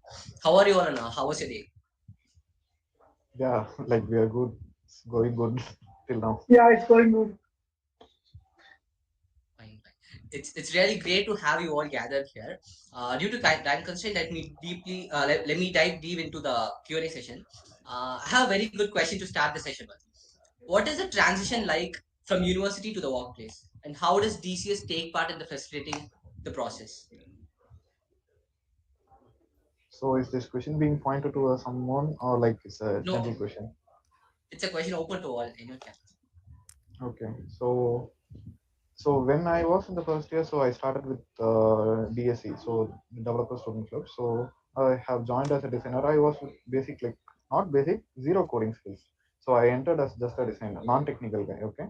So after coming interacting with seniors, juniors, like DCS is not only about the coding skills you learn here; it's about a community thing you learn uh, on the go. So you like better perform as an individual and as a team. So you learn it in the entire phase. So being 4 years at DCS, like we learn. See, you can learn a lot in YouTube. You can do projects alone. You can study academics in your college. Everything is fine. But gathering a group of individuals, doing a real life project, or like combining multi-skilled personalities in a single project and working is a different type of experience which the industry needs, because industries doesn't work alone, right? So those experience you get being in a club like DCS, DSE. So that's the major part, practical knowledge you get with DSE. So that's where we got the advantage. Yeah, I completely agree with Akhil. So it's not just about what is available in textbooks, the knowledge that you get to learn from your classes and the academia in general. It is also about how you interact with people, your communication, and then basically you have to be a team player when it comes to the industry. So the transition was not very drastic considering we already worked with teams. So it does help working as a group with people on multiple projects. Yeah, basically, yeah, can you hear me? Yeah, Yeah, now you're on. basically, yeah, basically what it's what Ken Pawan said. Yeah, basically you will know how to interact with people in team. Basically, you know how to contribute when to a project when you're working in a team. It's not just very similar to when you're working alone and when you're working in projects. It's two different complete things. So when you're in BSc, when you're the team, so you know how to interact with the team, how to work with the team, that will be technical or communication, everything. So that's the part this is concerned. Yeah, good to know that. I think we have many Flutter developers present here with us. Having that in mind, I'll move on to my next question. Which is better to learn? Either native app development like Kotlin, Swift, or should I choose any cross app development platforms like Flutter? I will let Madhavan and Akhil take on this one. Okay, so it's actually a mix of both. It's somewhere in the middle. So basically, as of now, you have many packages and plugins to use in Flutter, but it's not very mature to the Flutter is not very mature to go full on Flutter, and it's not very not immature to go full native Android. So what you have to find some balance in somewhere in the middle. So the balance can be you can learn Kotlin and Swift enough to write packages and plugins in Flutter, and which you can use to develop your applications in Flutter. So it's somewhere in the middle. So you cannot go full Flutter or full native. It's somewhere in the middle. Yes, it completely depends upon your use case and the product you're trying to build. So if you want something that is rich in user interface, I think Flutter is the better option here. And it also depends upon the development velocity that you're trying to achieve, right? So and the time you have to build your project or a product. So all the you have to consider all of that. With Flutter, the development velocity is like immensely fast when compared to native development, and the UI user experience is also, you can develop rich and unique user experiences with Flutter, but it doesn't hurt to have the knowledge of internal working of the interactions with the operating systems, all the other details which you do not get to, which are abstracted when you're working with Flutter. So yes, it depends completely upon your use case and your project. Yeah, thank you. Akilan, are you on? So yes, like adding to Sivaram's and Madhavan's view, like it's and another thing is mostly like plan how as Sivaram said, like how your product is going to be. Mostly like recently like new startups, if you're a team of like 3, 4 or like small teams, people tend to use Flutter because the productivity or like not productivity, the development phase or time taken in Flutter is much more like higher than Android. But if you have a good team, like you have a large number of, or if you are in industry and if you want customized solutions, like as Madhavan has said, there are some niche techniques which are still needs to be calibrated in the Flutter side. For example, recently we were working with the maps integration, custom maps integration, not Google's or Apple Maps. So customly map integration. Still, Flutter is yet to support those things. So these kind of things you may need to tend to go for Android. And the talking about the life cycle thing, the timeline Flutter takes. See, Flutter is a single code base platform, right? So you code just in that, you get the apps for Android, iOS, web, everything. But if you go for the native side, you ship separately for Android using Java or Kotlin, you ship separately for iOS using Swift. So you tend to do these things, but you have the control on the platform, as Pawan said, right? So you know the operations that are going with the Android OS, iOS, okay. So choose wisely. What's your use case? What your app is going to do? Is Flutter suitable for you guys? Is the performance what you are trying to achieve, which is like good with? Try comparing those. So after, it's not a blind decision. Oh, Flutter is very good. Android is very good. iOS is very good. So just go with the factors what you want to achieve. So that should be good, I guess. Yeah, thank you so much. We all know that you have that some of you have been placed in a very good reputed companies, and some have chosen to pursue masters. How did you manage your time learning DSA, focusing on placements at the same time? You have also managed to learn these development skills, right? How did you manage your time? Where did you find time to learn all these? Actually, I think this Shwaram is good enough to answer this. Okay, so it is not. It is mostly so we.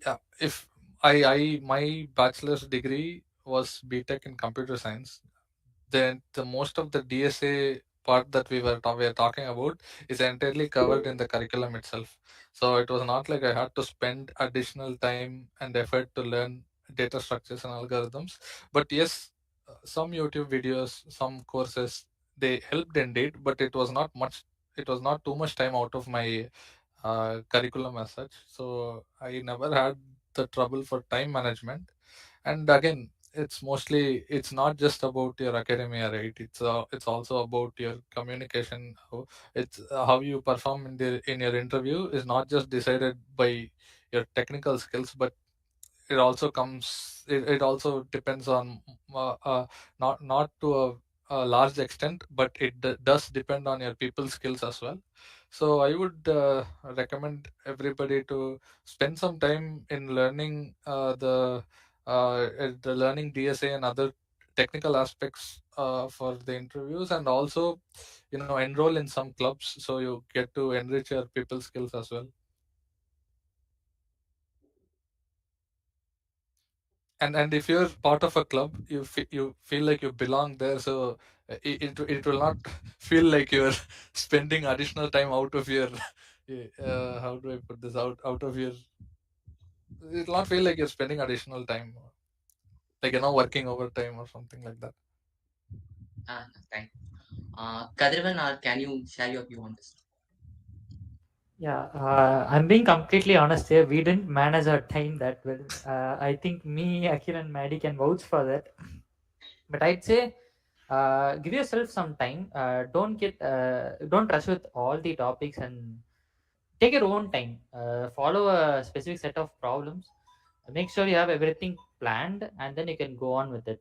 Because if not today, you'll get it tomorrow. But starting today is very important. If you don't start at all, if you keep planning, also it will be a conundrum. You don't get to it at all.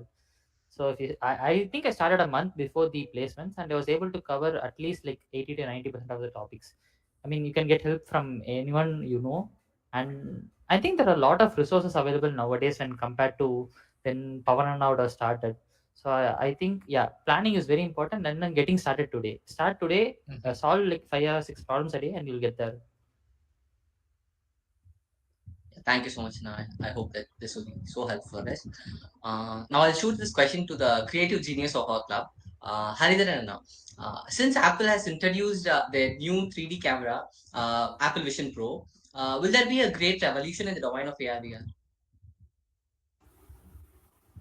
So, hello guys, am I audible? Yeah, no, you're on.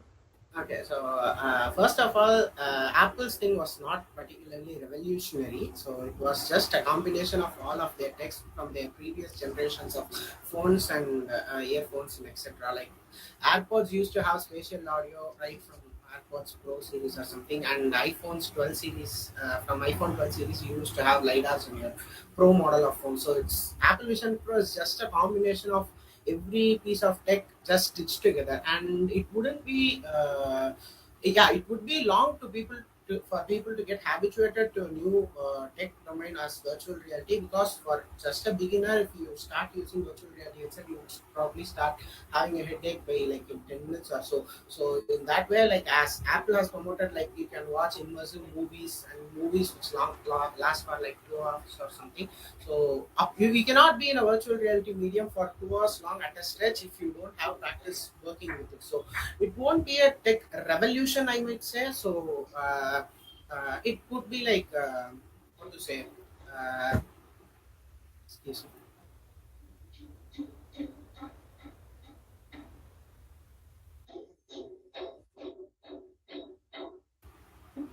Sorry for the disturbance. So I'll be back here. So it wouldn't be a revolution, I might say.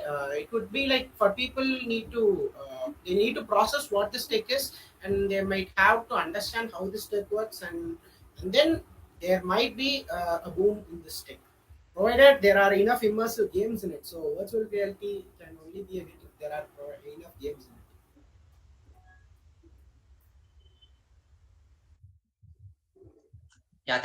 Thank you so much, Anand. Like you're the one, you're the right one to answer this question, I guess. We all feel that if I have started earlier, I could have been in a better position now, right? What was your regret? Your regret? Like, can you share that one thing you feel that that you could have started earlier? It's an open question. Anyone can answer. So I've never had regrets when it comes to my college life. So I've never really regretted any time that I've wasted at. I wouldn't call it wasted. I've spent with my friends. I like hanging out together and all that. It is not like you should sacrifice all of those things for you know uh, like how do I put this? Madhavan and Akhil, can you jump in? Can you try to? Actually, like adding to Pawan's point, see, it's mix of both. If you do like coding stuff, creativity stuff, or like the productive stuff, all the 4 years or 3 years you study in the university, when you get back out of college, you have no memories left with you. It's just another like course you do in online or something.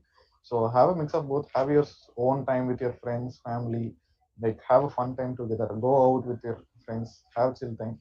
So like the one thing I regret what we didn't do is I didn't start with tech earlier.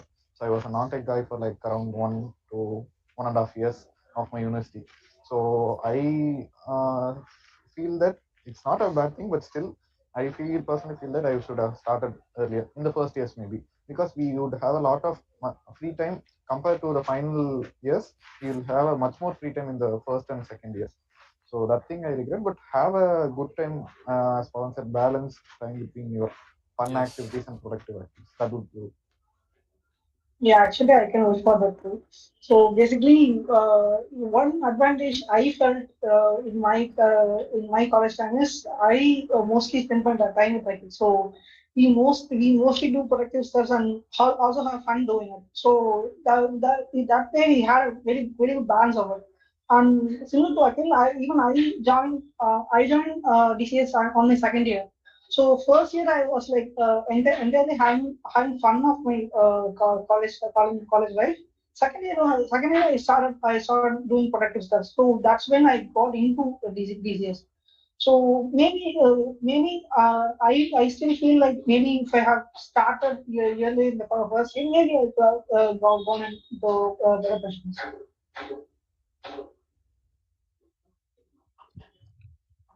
Thank you so much for the thank you for so much for sharing these many things. Anna. Further, Gautaman will take over the session.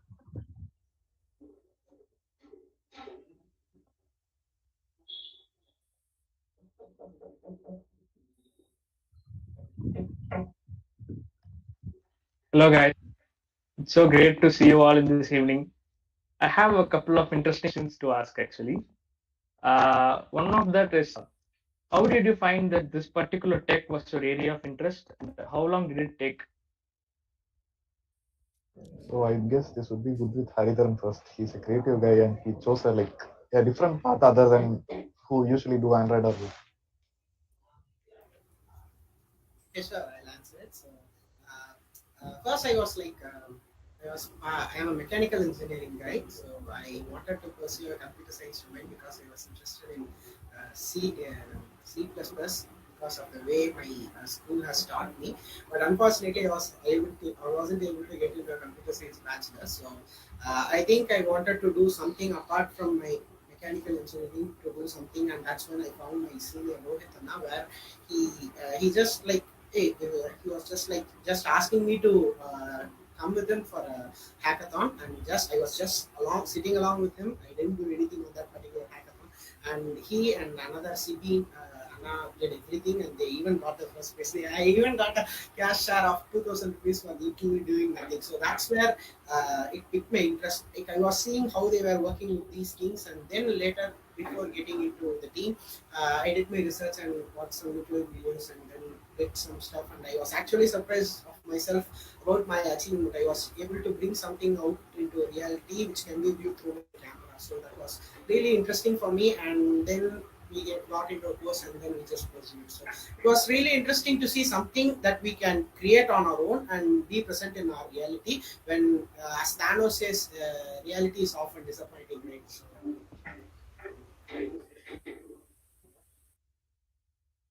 Okay, for me, it's like as I said, in my first year, I didn't focus on product stuff. So what I did was I attended a workshop conducted by GDSE. Back then it was DSE then, so it's now GDSE. So I attended a workshop on Flutter. So that's how I got introduced to Flutter. So on that workshop, I got to know what is Flutter and what are they doing with it. What are they doing with it? So at that point, that technology interested me. So then I started pursuing it. So then I started working on projects, and then actually me and Akhil paired on learning Flutter too. So that was a period of lockdown. So we were like in the mid of May or something. So that's when we started learning Flutter full time. So then we started doing projects. We started learning together. That's how we learned. Me and Akil both we learned together. So that's how we learned. Yeah, that's how it went. So my journey was like it was more than a gradual transformation than a willingness to learn tech. So I was a designer previously, so I was into user interfaces too. One day, like it was like we design stuff for mobile devices. Why can't we build it? So it started very gradually, starting building one small page or like a very static page for the team in which the senior college seniors were working. So usually Kavin, CB, Karthikeyan, and all the seniors were be working. So I'll take a small page and start working there. So the starting was very gradual, and eventually it turned it out as like a mobile. That's So for me, it was like really drastic. So it is unlike any of the others experiences. So I actually started with web development in my 12th grade actually, and then I enrolled in a computer science degree. So I was working on web development, but then I realized it was not as reachable to everybody as it was with mobile application development. Like literally every person in this world is carrying a smartphone with them, and the reach, it really surprised me, right? How a mobile application can reach people. So I switched to application development, and I was looking for technologies to learn from. And that is when this was in my first year.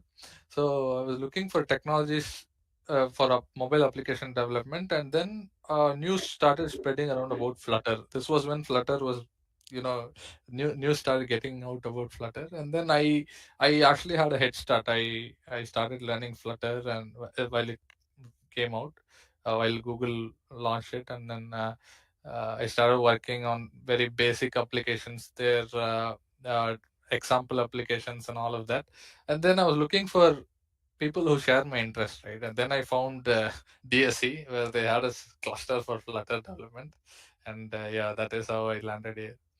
So that was how I picked my domain. What was your question I don't again? know. Sorry, I wasn't present. I think the question is, how long did it take to find your area of interest? Okay. Actually, I was trying a lot of things. I was interested in coding first, but I was trying to get into DSC first of all, but I couldn't get into any of the clusters. So initially, how I got in was through security. There was the cyber security cluster at first, so that is how I got in. I was interested in everything, but this is what clicked. So you keep trying everything, and you'll find something that you find interested on. So and you'll keep on working, and you will find like it isn't boring. You'll find something new to keep working on. So that is how you find your area of interest. Thank you guys. Thank you all for sharing this. It really gives me nostalgic feelings. Okay, and we have another question, and you guys are the perfect ones to answer this. Actually, how to stand out to the test during the job application process? Pawan Okay, how can to answer stand out? this. Okay, so I would just say personalize your CVs and resumes. Don't use a standard template which every other that the recruiter is going to have looked at several thousand times. They would have skimmed through the same resume template. Personalize your template. Also make it specific to the job role and the organization you're applying to. That helps a lot actually. If there is a human, if there's a person, actual person evaluating your job application, your CVs, your resumes, actually helps a lot. Personalizing your resumes and CVs, that will help actually. So do you guys have anything to add? Yeah, like and also like Pawan said, like Okay. don't apply with the same resume for Yeah. multiple companies. So if you're a full stack developer role, just go read the job description what they have given. Have the keywords in your resume. Nowadays, like with human manual scanning, so there are bots scanning the resumes. So the research take for the keywords and get it shortlisted. So have relevant keywords with respect to the job description. Have your resumes customized, so that would help in standing out. If you guys really want to customize, one of our seniors, Naimish, used to do it in latex.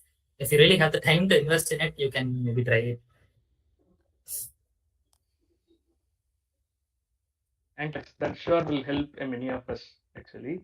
And how do you stay motivated and maintain a growth mind in the face of challenges and setbacks? This looks like on classic template question which is asked in every other every other gathering. But okay, could you repeat the question? I lost it halfway. Actually, how do you stay motivated and maintain a growth mindset when you challenges or hurdles or setbacks?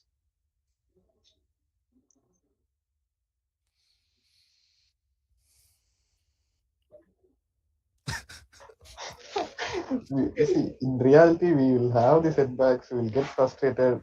At the point of time, we feel like we just get rid of all this and just go away. Yeah. But see, for example, if you are stuck with a problem in a code or something in a feature, so you don't get it. Like you try sit for days, you won't get it. At a random point, you will be playing with your friends or you'll be hanging out. You will get a solution there. So you come back, just do it. The results make you happy. Okay, so first time. So the second time when you approach a frustration, maybe what if I spend some more time so that it may get we may get the result, so we may get the happiness again. So these are some small things, guys. I don't know how to express it, but these are the small things you may get to motivate. And there will be have a good friend circle, like a group of positive friends who tend to motivate you. So that's a very good plus. Like, see, there will be some friends who will be like trying your back. You guys know whom to pick. I know people who are laughing. See, there is no genuine answer for this question. So we all get mindfuck for some time. So just tend to go back. Okay. So if you don't get food, won't you eat? Okay. So just tend to go back. Have I don't know like a perfect answer for this. Yeah, adding to what Akhil said, like when we were working in the company, when we're stuck in a problem, all the units used to say, let's go drink some tea and then come back, we'll get the answer. So taking a little break might always help.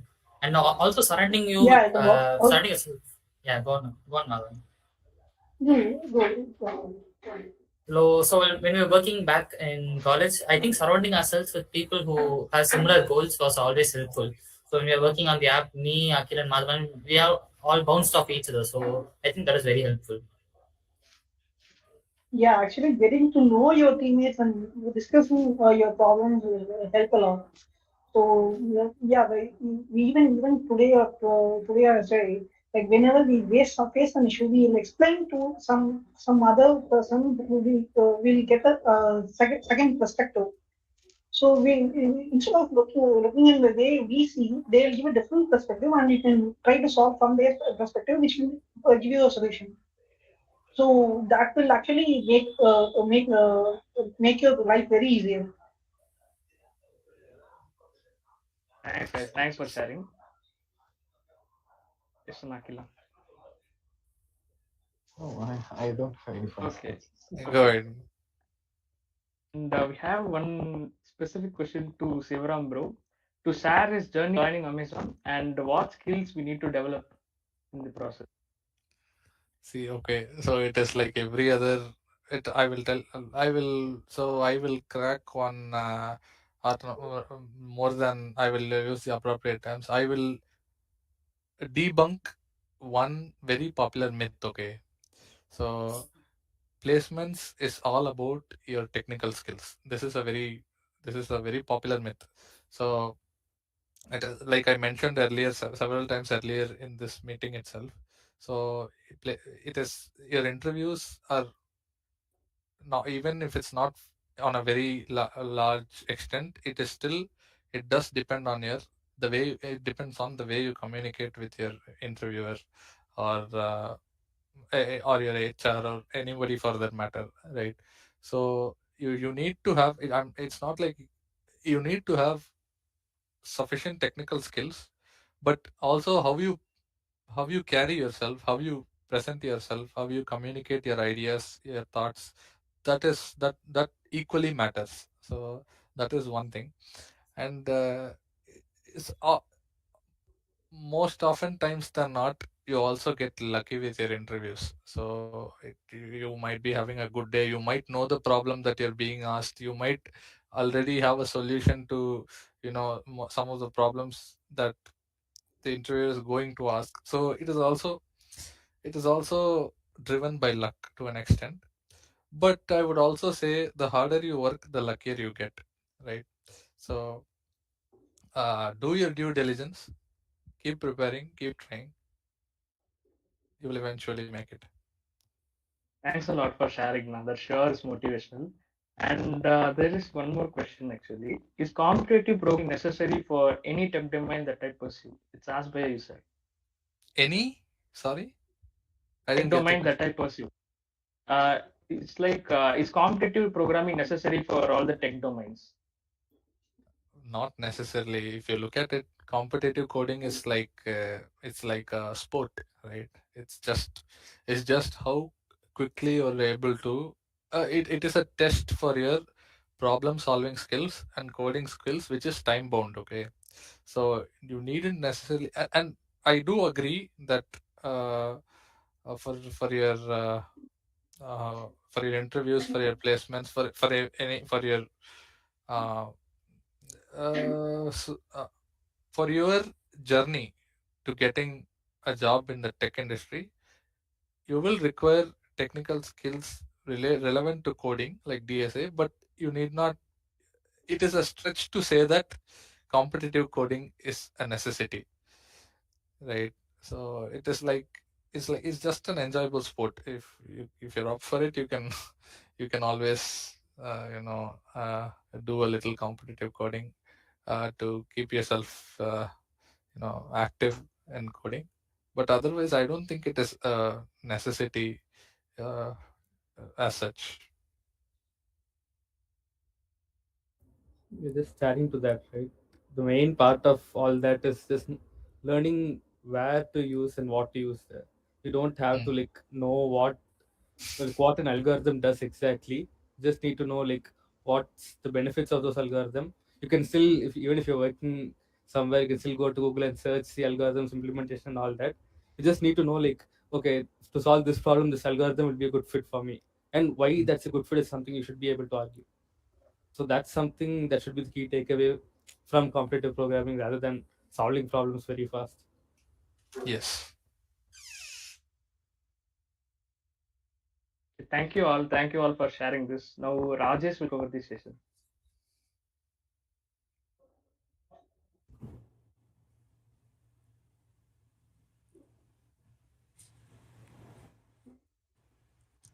Hi guys, good to see you all here.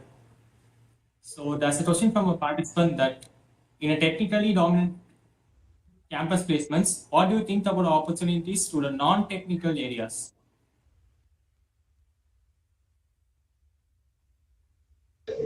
I think Zoho might be the primary source of non-technical hiring at campus, right? Akhil and Maddie could vouch for it. Actually, like, what does he mean about non-technical? Is like technical related to computer science, or like non-technical means like electronics, mechanical? Because each and everything is technical, right? Mechanical core is technical, electronics core is technical. So non-technical means content writing, marketing. So if that's the case, like, so these things come from your like extracurricular activities, because regular academics, what you learn at engineering, uh, may not or might not be useful. For example, if you are going for a sales role or a marketing role or a content writer role, that mostly won't be covered by your academics. So this comes out of your interest bound of, like, for example, if you're good with sales or marketing, so, and if you have interest with that, obviously you can go. And comparatively in placements, so from like specifically Shastra University, you might get less non-technical roles compared to the technical roles, mechanical, electrical, computer science roles. So that all bonds with your interest. Okay, so suppose if you are like, okay, I'm very interested in content writing or sales or marketing, so you may try. And there are like vast amount of off-campus roles available outside for these non-technical roles. That may also help you. Okay. Any other views? Like, so another question is how you manage to maintain your goal or target while you were in the college.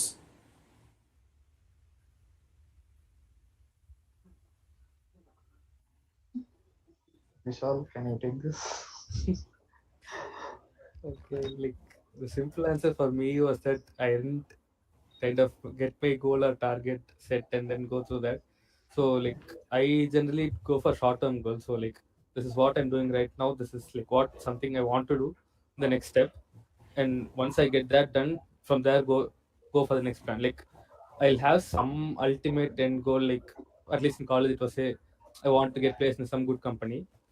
Like the short term steps I take, I just see whether it acts as a benefit over there or not. So if it's there, then it's great. If it's not necessarily, it might add a benefit somewhere else. So it's mostly those decisions which you take in the small term, which can collectively add up to a big step to your goal. So it might look small, but at the end, it will be something huge which you're done. So like, yeah, taking short steps through long period of time that really helps. A lot of people look at one huge step and get scared and kind of demotivate themselves. It's better if you just look at them as multiple small steps. Okay. So with the last question, we'll finish this Q&A section. So what are the key factors that tech companies look for in potential candidates?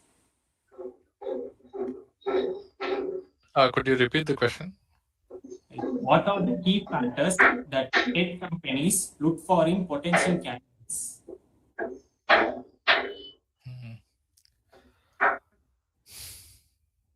Okay, I think it, I'll actually start yeah, with yeah. this. So, it's not how many concepts you would know. It's not about the quantity, it's about the quality.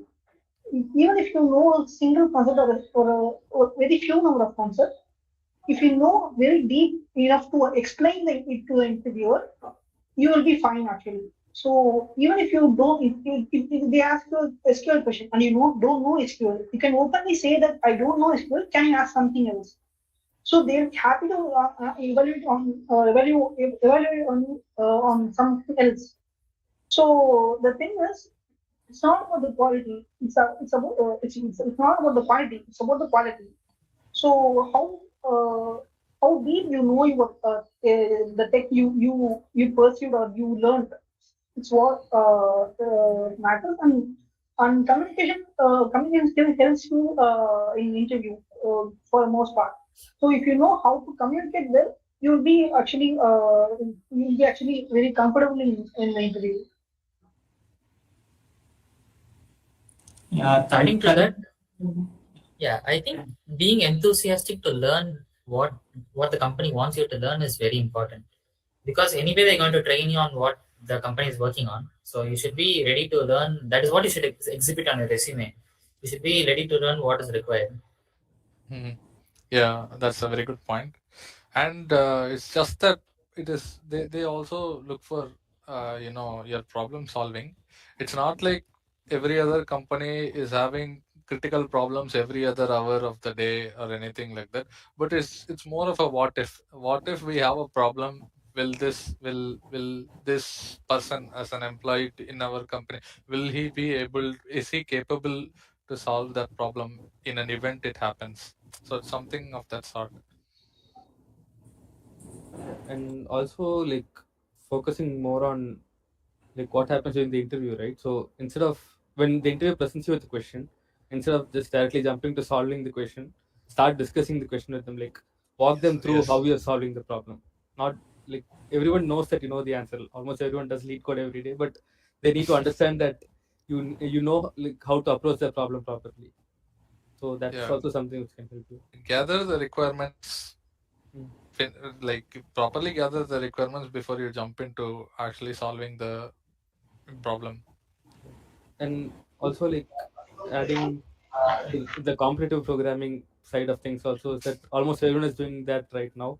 So one thing you could do to like kind of stand out is work on actual projects that have like not doesn't have to be some real world use case, but it uses what you know about what you learned from all that, right? So like if you take a look at my GitHub repository, it'll be full of projects which they have no use for anyone, but they're just there because I wanted to try something new, try something like what I learned. So building actual projects and using the tools that organizations might be using on their projects, like some Maven, Gradle, or something similar, or some CI/CD setting up, learning to set up CI/CD pipelines, all that. Like some things which can, those are some things which can give you an edge over other candidates in the interview.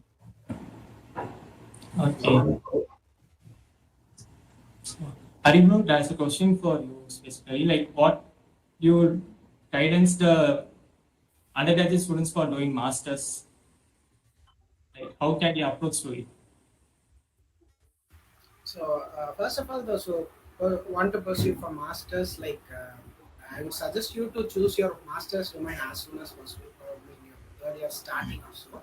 So I'm yet to get an application from the universities that I have applied because I was late because I applied just in April 2023 for September 2023. The desired time where you get a certain outcome as soon as possible would be like for September 2023 intake, you have to apply for like as early as October to December 2022. So it's like complete a year ago. So make a decision upon which domain you want to pursue, where you want to pursue. So after taking those decisions, make sure that you want to pursue that thing in that college, and let them and have points like why do you want to do that particular course when there are courses available, the similar courses available in other universities, because they'll be asking you like statement of purpose where you have to explain like how your current degree is related to your master's degree, and if your current degree does not relate with your master's degree, you have to give them solid statements like why do they can give you this course so that you would be capable of. So in my case, this was this one. So I was not from a computer science background, so I need to have my skills upgraded in the domain which I am applying. So that was like an external thing that I have to do apart from my academics. So and I was actually interested in doing augmented and virtual reality. So that didn't seem like an external pressure or something like that to me while doing academics, and my staffs in mechanical department were also friendly. So yeah, as for choosing masters, you just have to choose it as early as possible and apply as early as possible, because there are a lot of other things that you have to follow after getting selected. So those processes need time too. So you cannot rush through an entire master's program in just like 3 months. So 3 months itself is short. So yeah. It's good to have. And yeah, on an unrelated note, I just wanted to say one other thing since somebody brought up Git or something.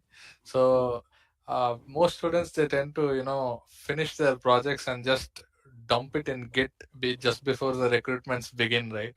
So kindly do not do that. So the recruiters, if you are sharing your GitHub profile, people will definitely will look at your the commits in your project, the branch divergence, the merges, all of those, and just not the number of projects you have in a Git repository, because Git is meant for version control and not as a storage dump for all your projects, right? So kindly kindly be wary of what you're dumping in your Git profile before you're sharing it to any recruiters. Okay, thanks for the valuable time. Now, Apoorv will take over. Yeah, so hello seniors.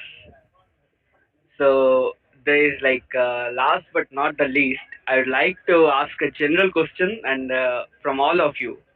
How do you guys maintain your CG, and how our participants are asking how to manage the areas if they have, and mostly it is from SEEE people. Yes, to play people. Any? Okay, So so yeah, I would like to ask Akhil to answer that first. okay, so I'm not like very much good at academics, but neither had areas. in the same place. So it's a balance between both. So getting a pass mark in like the university exam is not much of a bigger task if you spend at least 2 to 3 days prior the exam days. Just go get some have the analysis of previous question papers. You will get an idea what the 50% of the question paper would contain. If you want just to get pass of the exams and go, just go have a statistical idea which would come. Just have the important question get from your staffs, or sit with your friends, discuss who are like good at academics. So this would probably help in clearing. But if you're planning to get a career out of the, for example, if you're doing an electronics major and if you're planning to get a career out of electronics, just read the academics, because at least you'll, if not, it helps for the career. It may just give you the basics so that you need not to revisit during your placements or something. For example, now I'm like working on a motherboard thing for my PC, so I just go study DSP things now, okay, because I skipped it way back. So these, at least learn the basics strong, not the advanced topics. Get the basics strong, basics right. So get your papers clear. So that's good to go if you are not planning to get your careers out of the majors. That would help. Yeah, and I agree to everything that Akhil said. I'm also not like a very, academically brilliant student and all, but uh, if you look at it, right, most of the challenges that you face for clearing any exam, for that matter, is synthetic. Like in a sense that it is created by yourself. Like it does not require. I'm not saying you do not require any effort to pass any exams. Yeah. So not everybody can be a prodigy. It does require some effort, but it is very easily manageable. It's not like you cannot manage that one. It's just a matter of putting in, like Akil said, 2 or 3 days worth of effort before the exams themselves itself to manage to pass the exams. Yes, yeah. Uh, I want to add a different perspective here. Okay. I think from Akhil's stuff, I know what she's thinking. So, okay, so like I kind of had arrears like almost every semester. Every semester I had at least 2 arrears. My CG was very low, Okay. but I kind of knew this was going to happen because like I don't do very well in exams. Like most of the things, like I know concepts, but I'm not very good at writing long explanations for all that. So if it's a 10-mark question, I'll probably write 2 3 lines and be like, ah, that's enough and go away. So Okay. that was my thing. So when to clear the arrears, I just focused on like try forcing myself to write more. But Yeah, so that was yeah, not a problem on, yeah, yeah, yeah, okay. during preparation, right? That was Yeah, not yeah. a problem. This is a No, completely different area of. no, my perspective was from someone who has arrears. Okay, Yeah, understood. so and yeah, so like to prevent that from affecting your like your placements, right? So this is something I think I'm not sure if is VCS still in like the placements department, Chandrasekhar. Yeah, this was something he mentioned to us. So your resume is essentially your advertisement pamphlet. So don't put anything on that pamphlet what you don't want someone to see. So if you have bad grades, like just don't mention that. Like no one is going to go and specifically ask that. But on you should have a strong enough resume to make the case that you're worth being hired. So Mhm. like have a good portfolio, have a good set of projects, like projects that make sure that like send the message that you know these concepts and you know how to work with them. So like Yes. if you ignore like don't mention the CG over there, no one's going to notice if you have Yeah. decent resume. Yeah. Plus one to that. That's actually Yeah. brilliant. And I've been following that since, and it has worked out very well.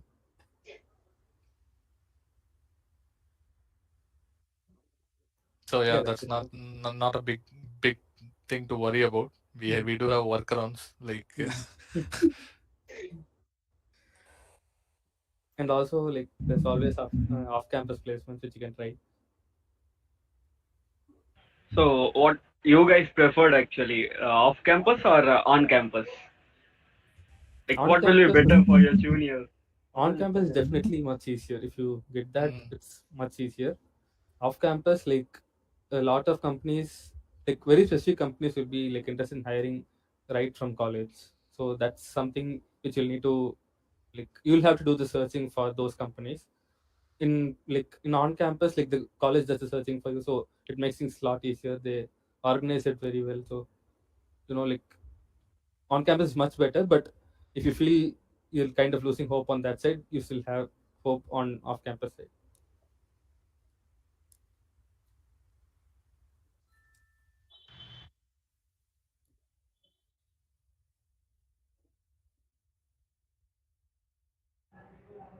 Thank you for answering the question.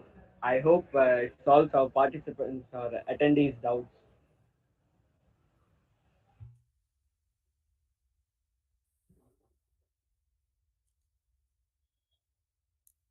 I think someone kept asking Flutter development, like roadmap, right? Akhil, you work with Flutter. Flutter. So what's the question actually? I think a Flutter. roadmap for a full stack Flutter developer. Full stack. They wanted road. I think Flutter Flutter. is just UI, right? Flutter doesn't go with full stack and stuff. It's a platform or it's a framework to build mobile application. So if you want to be a full stack developer with Flutter, learn Flutter for developing mobile applications. Go with some framework, backend frameworks like choose some languages, Python, Java, Yeah. JS, whatever language you prefer. Go just Google it. What are the pros and cons of each and every framework? So choose a backend framework, build some APIs with that, develop an application with Flutter, consume the APIs. So that can answer your question. A full stack developer with Mm. Flutter, maybe. And we do need a database. It'll Yes, fit in somewhere. Yeah, data sure. store. Yes. Also, I'd like to add, if you guys feel like very difficult, don't give up the first thing. Like the first thing is only difficult. After that, it will easily translate into the next one you're learning. So if you, let's say you learn JavaScript, you can easily translate it to Flutter. A lot of the concepts are very same.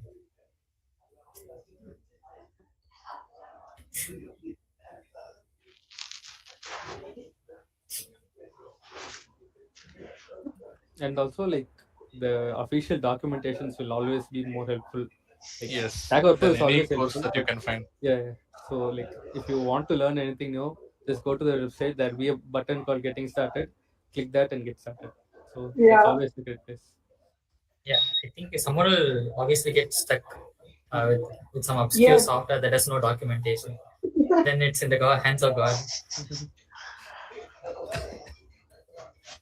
Yeah, the technical, the official documentation is always a very good help guide for getting started.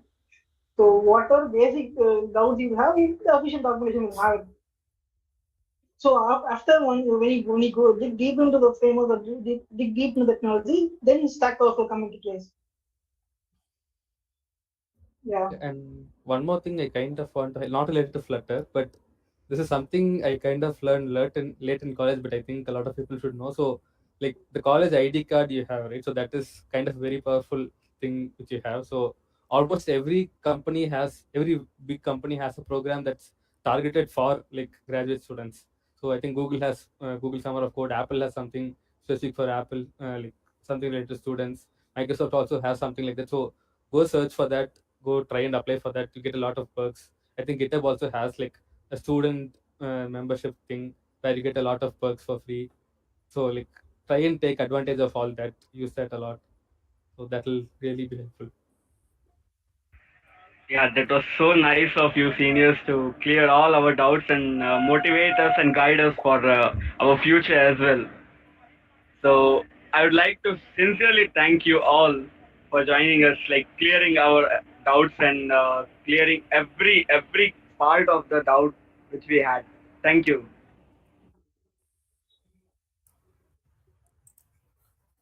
Thanks a Thank you. lot. Thank you. Thanks a Thank you, lot, guys. senior. So, with this, we conclude this remarkable roadmap event.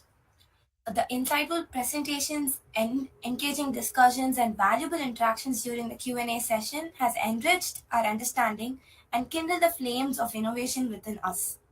To our mentors and seniors, your guidance and insights have been invaluable, and we are deeply grateful for your presence at this event. A special thank you to each one of you, our enthusiastic audience. Your active participation, thoughtful questions, and passion for technology have made this event a resounding success. On behalf of the organizing team, thank you for being a part of this extraordinary event. We look forward to future gatherings that celebrate transformative power of technology. Until we meet again, let the spirit of exploration and innovation guide us on paths. Thank you and farewell.